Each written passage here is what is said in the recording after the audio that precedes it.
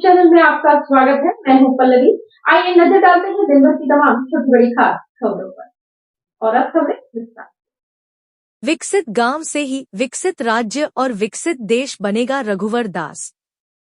झारखंड की जनता ने वर्ष 2014 में हेमंत सरकार को इस आशा और विश्वास से अपना वोट दिया था कि सरकार राज्य में पेसा कानून लागू हो और ग्राम सभा को मजबूती प्रदान किया जाए। लेकिन 5 वर्षों तक सत्ता में रहने के बावजूद हेमंत सरकार पेसा कानून को लागू नहीं किया। उक्त बातें उड़ीसा के पूर्व राज्यपाल, झारखंड के पूर्व मुख्यमंत्री रघुवर दास ने बुंडू में रविवार को पत्रकारों से वार्ता करते हुए कहीं। उन्होंने कहा कि भाजपा मांग करती है कि झारखंड में पेसा कानून लागू करें ताकि तेजी से गांवों का विकास हो सके। विकसित गांवों से ही विकसित राज्य और विकसित देश बनेगा। रघुवर दास रविवार को रांची से जमशेदपुर जाने के क्रम में बुंडू में रुके थे। यहां भाजपा कार्यकर्ताओं द्वारा उनका भव्य स्वागत किया गया। स्वागत समारोह के पश्चात रघुवर दास बुंडू सूर्य मंदिर भी पहुंचे।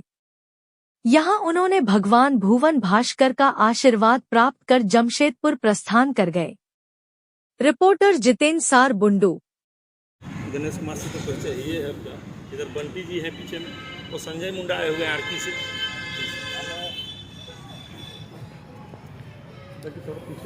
हाँ एराज पीछे आ जा। एराज पीछे से विजुअल पाना ना तब आएगा।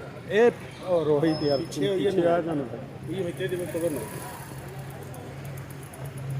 थोड़ा दूरी से बनाओ ना, लगना चाहिए।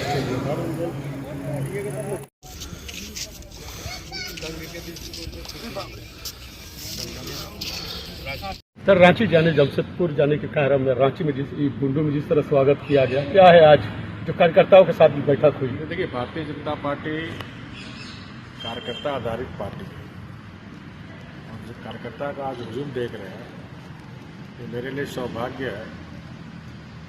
जो भारतीय जनता पार्टी के कार्यकर्ता हमारे पार्टी के प्राण हैं, आज पार्टी को सशक्त करने के लिए पार्टी के सदस्यता अभियान में जोर शोर से शामिल हुए।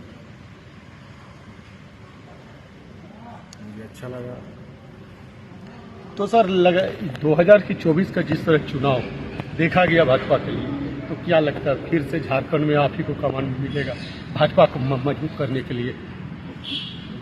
भारतीय जनता पार्टी में एक कार्यकर्ता की जो भूमिका है, तो किसी नेता से कम भूमिका नहीं है। तो मैं अपने को एक कार्यकर्ता मानकर ही पार्टी को सशक्त भाजपा बनाऊं, ताकि आने वाले 2029 के विधानसभा चुनाव में भारी बहुमत से फिर से भारतीय जनता पार्टी जीते, इस क्षेत्र में कमल खिले, ये पार्टी का प्रयास है। हेमंत सरकार ने जिस तरह मैया योजना 2500 का चला रहा है, क्या लगता है इस बार 2029 का क्या रहेगा?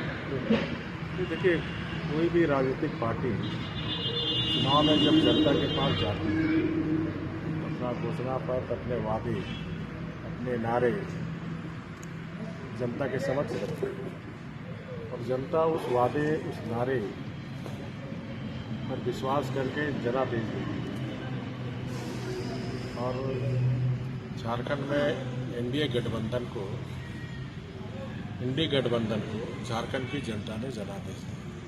तो हमारी सरकार से यही अपेक्षा है कि जो भी वादे हमारी महिलाओं के लिए, हमारी बहनों के लिए, हमारे किसानों के लिए, हमारे नौजवान साथियों के लिए, चाहे नौकरी से संबंधित हो, चाहे कृषि ऋण माफ़ी से संबंधित हो, या फिर महिलाओं को आर्थिक रूप से सशक्त करने की दिशा में, उन वादे को पूरा करना चाहिए। अगर वादे नहीं पूरा होते तो झारखंड की जनता ये मानेगी कि कांग्रेस, जेएमएम, आरजेडी ने जनता के साथ विश्वासघात किया, जनादेश का अपमान किया।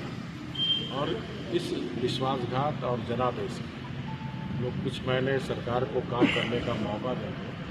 अगर झारखंड की जनता के साथ विश्वासघात करेंगे, झारखंड की जनता का अपमान करेंगे, तो भारतीय जनता पार्टी के एक एक कार्यकर्ता उन वादे को पूरा करने के लिए मजबूर है। पेसा कानून के तहत झारखंड की जनता ने 2019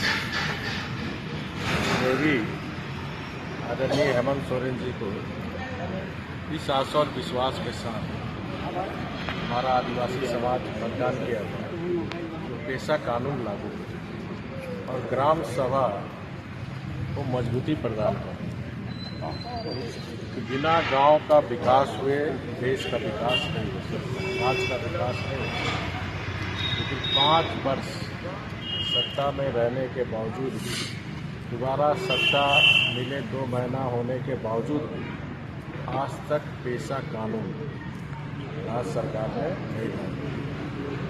मैं सरकार से मांग करता हूँ अविलंब पेशा कानून लागू करें और ग्राम सभा को जो अधिकार, वो अधिकार उनको गांव के लोगों को मिले, ताकि हमारा गांव समृद्ध गांव है, हमारा गांव विकसित गांव है और विकसित गांव से ही विकसित राज्य का निर्माण होगा।